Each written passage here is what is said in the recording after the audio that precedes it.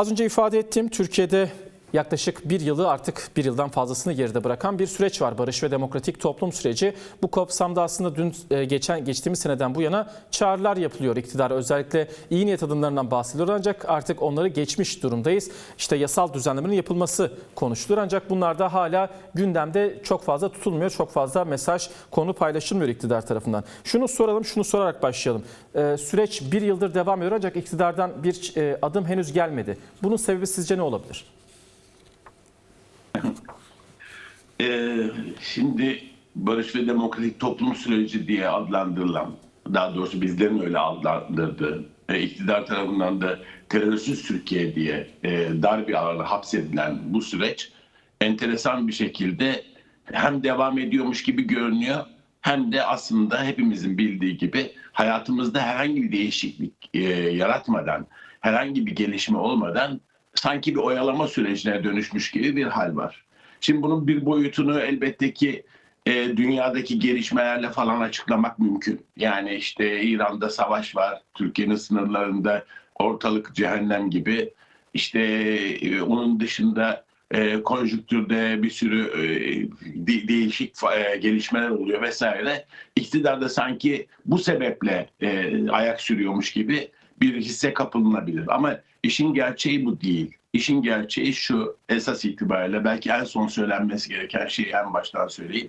İktidarın kendi yapısında, devletin de yapısında uzun yıllardan beri, hatta belki Cumhuriyet'in kuruluşundan beri demokratik bir geleneğin olmayışı. Her şeyden önce bu. Yani Türkiye öyle bir ülke ki benim çocukluğumdan beri yaşadığımız gerçekliklerin hepsi antidemokratik, özgürlük isteyenlerin zorbalıkla bastırıldığı, demokrasi talebinin ya hapisle ya kurşunla cevaplandırıldığı bir ülke bu ülke. Yani bu anlamda bugünden yarına birdenbire kafalarına taş düşmüş gibi ya işte biz de aslında demokratik olmalıyız gibi bir cümle kurmalarını ve bu konuda adım atmalarını pek kolay kolay beklemek mümkün değilmiş gibi geliyor bana.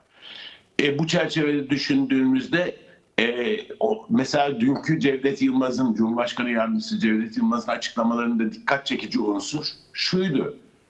Türkiye'nin vesayet rejiminden kurtulup demokratik bir zemine girmiş olduğunu iddia etti. Halbuki hepimiz biliyoruz ki ortalıkta yepyeni bir vesayet sistemi oluşmuş durumda. İşte ne seçim tanıyorlar bunlar, milletvekillerini hapse çok rahatlıkla atabiliyorlar.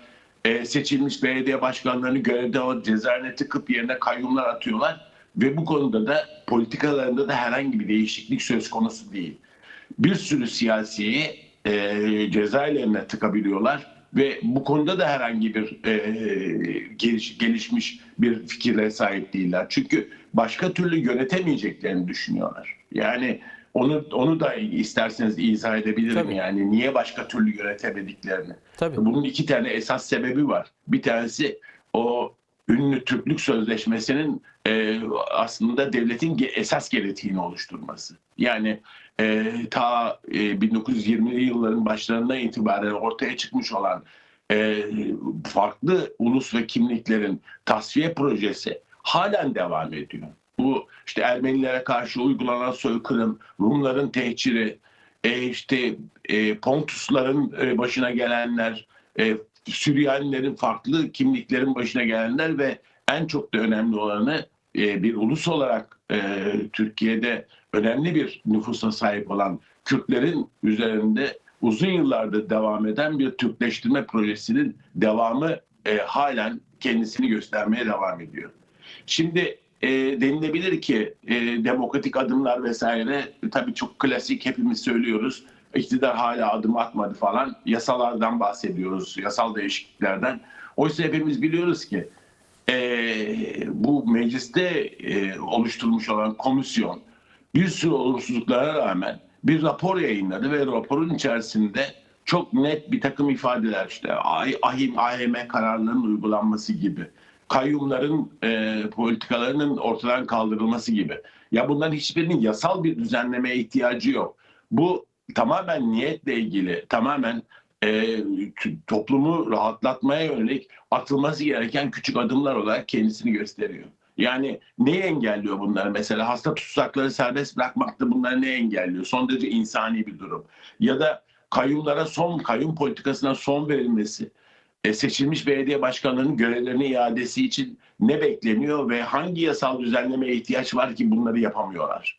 Ya da uyduruk gerekçelerle hapishanelere atılmış olan siyasi tutsakların serbest bırakılmasının önündeki engelle. Önümüze koyuyorlar, işte 30 yıllıkları bırakıyorlar ve alttan alta da şunun propagandasını yapıyorlar. Ve işte bak biz de bir takım adımlar atıyoruz. Zaten adamlar 30 yılın üzerinde yatırmışsın. Yani kimi tahliye olanlara bakıyorum. Kimisi 32 yıl yatmış, kimisi 33 yıl yatmış. Yıllarca özgürlük hakları ellerinde alınmış, gasp edilmiş. Özgürlük savaşçılarını serbest bırakmak bizim için atılmış olan bir adım vesaire değil. Bunun dışında tabii ki umut hakkı meselesi. Madem ki siz Avrupa Konseyi'ne üyesiniz, madem ki bunun kararlarına saygı duyuyorsunuz ve yerine getirmekle kendinizi yükümlü hissediyorsanız, yani bunun için esas olarak bir yasaya ihtiyaç yok. Yani bunların hepsini düşündüğümüzde meclisin hazırladığı raporun içerisinde yer alan ve son derece kolaylıkla hiçbir yasal yeni düzenleme yapmadan atılması gereken adımları ifade ediyor. Geriye ne kalıyor? Özgürlüklerin zemininin açılması, demokrasinin geliştirilmesi. Şimdi bunun için evet yasalara gerek var. En azından daha doğrusu mevcut zorba, baskıcı, faşist yasaların ortadan kaldırılmasına ihtiyaç var. Örneğin terörle mücadele yasasının kaldırılması. Yani terörle mücadele yasası olduğu gibi yargıçların diledikleri gibi okudukları ve diledikleri gibi kararlar vermelerine son derece elverişli bir yasa.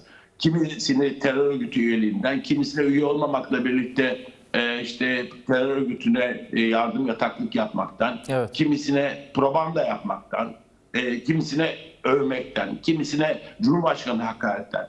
Yani inanılmaz sınırsız bir tutuklama gerekçesi ve hüküm verme gerekçesi var hakimlerin elinde ve bu gerici yasaların, faşist yasaların kaldırılmadan Türkiye'de özgürlüklerin önünün açılmasının mümkün olmadığı ortada. Bu anlamda biz tabii ki şunu yapıyoruz bir yıl aşkın süredir. İşte adımlar atıldı, PKK kongresini yaptı, kongre sonrasında kendisini feshetti. Sonra biliyoruz hepimiz bir silah yakma töreni gerçekleşti. Bu bir irade beyanıydı aslında. İktidar tarafından nasıl algılanırsa algılansın. Ben senden silahlı mücadele son verdim diyor örgüt. Şimdi bu şartlar altında hala terör cümlesine pelesenk etmenin hakikaten kötü niyetten başka bir anlam taşımadığı son derece açık. Şimdi bu Kürt siyasal mücadelesinin silahlı mücadeleye son vermesi kendi varlığını yok etmesi anlamına gelmiyordu, hepimiz biliyoruz ki. Tam tersine farklı koşullarda demokratik zemin üzerinde siyaset yapabilme imkanlarının yaratılması. Bu neyi gerektiriyor? Bir dizi geçiş yasasını gerektiriyor. Yani işte dağdakiler, Avrupa'da sürgünde olanlar ya da dünyanın çeşitli yerlerinde sürgünde olanlar, sırf bu sebeplerle hapse atılmış olan binlerce tutsak. Bunların durumunun bir şekilde yeni yasal düzenlemelerle, bir geçiş yasalarıyla çözümlenmesi gerekiyor. Ve bu konudaki talepler son derece haklı ve meşru. Evet. Yani şimdi bu noktada işte Cevdet Yılmaz dünkü konuşmasında bir dizi akıl verdi DEM Parti'ye ya da Kürt siyasi hareketine. İşte kendi üzerlerine düşenleri yapsınlar. Kürt siyasi harekette kendi üzerine düşen ne yapmadı ki hala siz ondan yeni bir şeyler bekliyorsunuz ve süreci oyalamaya döndürüyorsunuz.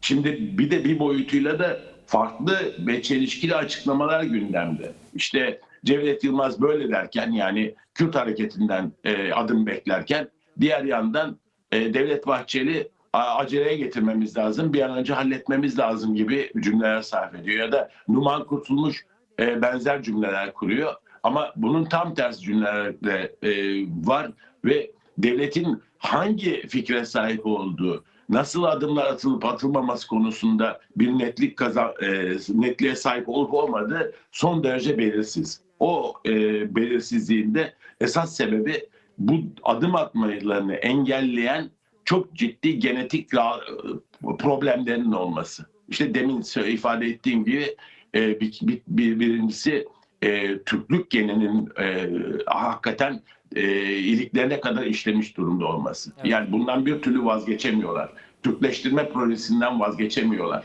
Yani bu anlamda sen Kürtçe eğitim isterken o zaten seni Türkleştirmek için kafaya koymuş.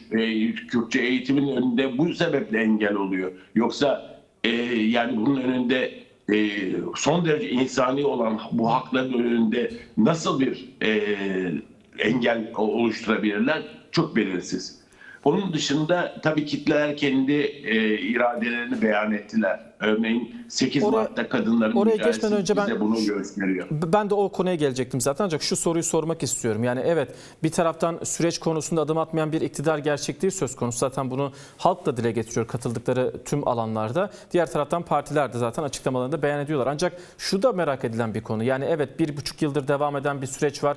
Adım atmayan bir iktidar pratiği var, ancak değişen bir şey de yokmuş gibi. Yani sanki 1,5 yıldır hak ihlalleri de sürerek devam ediyor. İşte hapishanelerde hasta tutsaklardan söz ediyoruz. İşte daha 1,5 ay içerisinde 2 hasta tutsak hayatını kaybetti. Ya da özgür basından, yine fikir özgürlüğünden bahsediyoruz. Ancak özgür basının her hafta bir mecrası kapatılıyor. Gazeteciler hala tutuklanıyor. İşte geçtiğimiz günlerde Başaran Aksu gibi ya da diğer taraftan Esra Işık gibi hem ekoloji hem de sendikal faaliyet yürüten kişiler de tutuklanıyor. Yani bu tür gelişmeler de yok sanki. Bu konuda ne düşünüyorsunuz? Evet, biz adım beklerken aslında senin de tam söylediğin gibi tersine adımlar geliyor. Yani biz demokratikleşme derken onlar antidemokratik uygulamaların daha sertlerini hayata geçirmeye başladılar. Aynı ifade ettiğin gibi işte Mehmet Türkmen'i tutukladılar, sendikacı. Başaran Aksu'yu tutukladılar, sendikacı. Onun avukatını tutukladılar, Esra Işık'ı tutukladılar. Yani işte gazetecileri tutuklamaya devam ediyorlar. Dediğin gibi gazeteler, kitaplar üzerinde toplatma uygulamaları devam ediyor. Cezaevleri toplumlarda nasıl bir toplumda yaşadığınızın aynasıdır. Cezaevlerindeki baskılar inanılmaz derece büyük bir şiddetle özellikle kuyu tipi hapishanelerde devam ediyor. Ve biz şimdi dışarıdan baktığımızda kitlelerin mücadelesinin bu konuda çok önemli ve belirleyici olduğu gerçeğini tekrardan altını çizmemiz gerekiyor. Demin söylediğim gibi işte 8 Mart'ta bu irade beyanı kadınlar tarafından ortaya konuldu.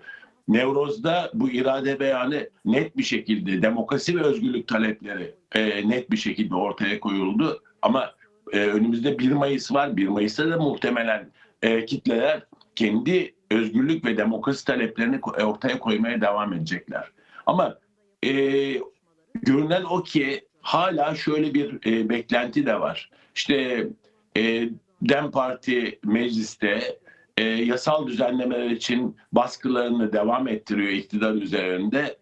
Şimdi biz bu yeterli deyip bir kenara çekilip ne olup ne bittiğini mi izlemeye devam edeceğiz? Ya da İmralı'da yapılmış olan Sayın Abla Öcalan'la yapılmış olan görüşmelerde devlet heyetinin vermiş olduğu veya tuttuğu ya da tutmadığı sözler üzerinden mi konuşacağız? Evet. Burada yeni süreç aslında biz sana, bana, hepimize yeni görevler yükledi.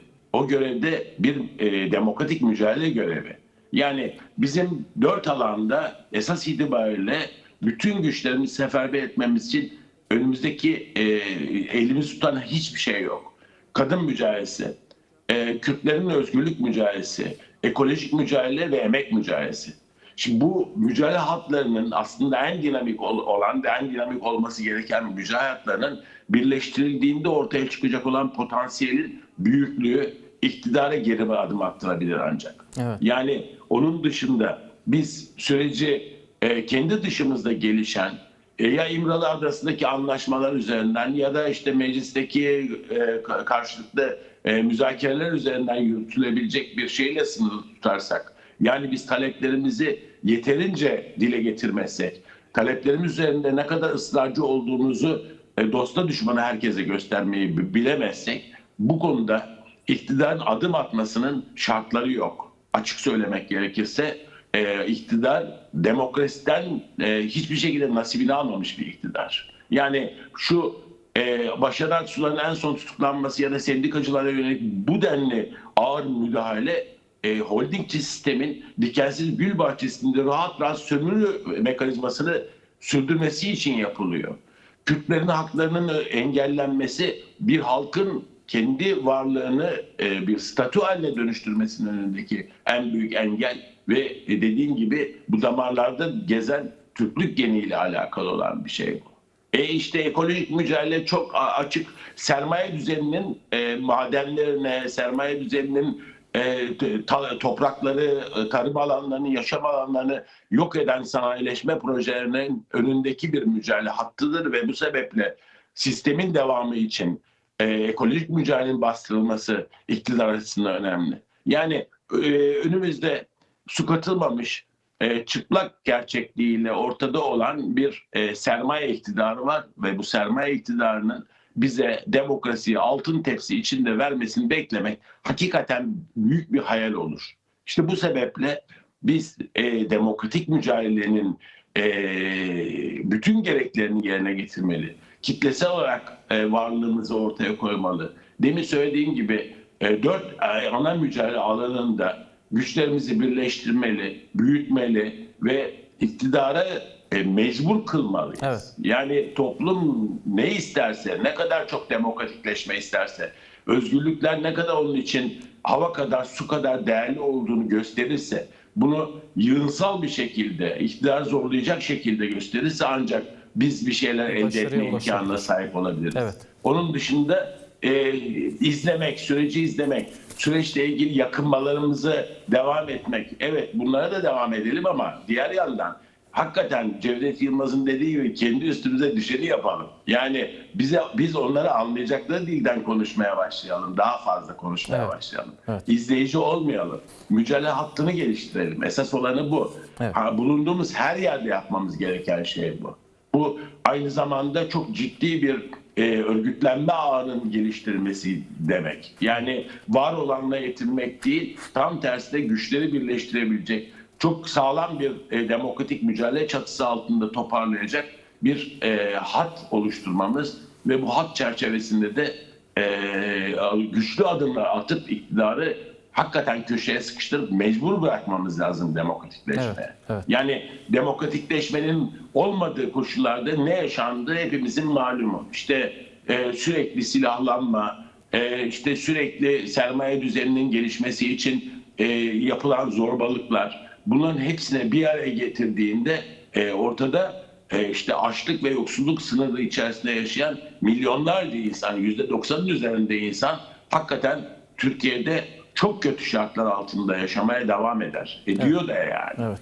İşte bu çerçevede düşündüğümüzde demokratik mücadele denilen şey sadece Kürtlerin üzerine yıkılacak bir olay da değil. Bu anlamda hangi kimlikten olursa olsun mücadele hattının geliştirilmesi konusunda hakikaten kendimiz bu yaşantı içerisinde daha iyi bir yaşamı hak ettiğimizi düşünüyorsak, çocuklarımıza, torunlarımıza daha iyi bir ülke bırakmak istiyorsak, bunun yükünü şimdiden omuzlamanın şart olduğunu düşünüyorum. Evet. Çok teşekkür ederiz katıldığınız için.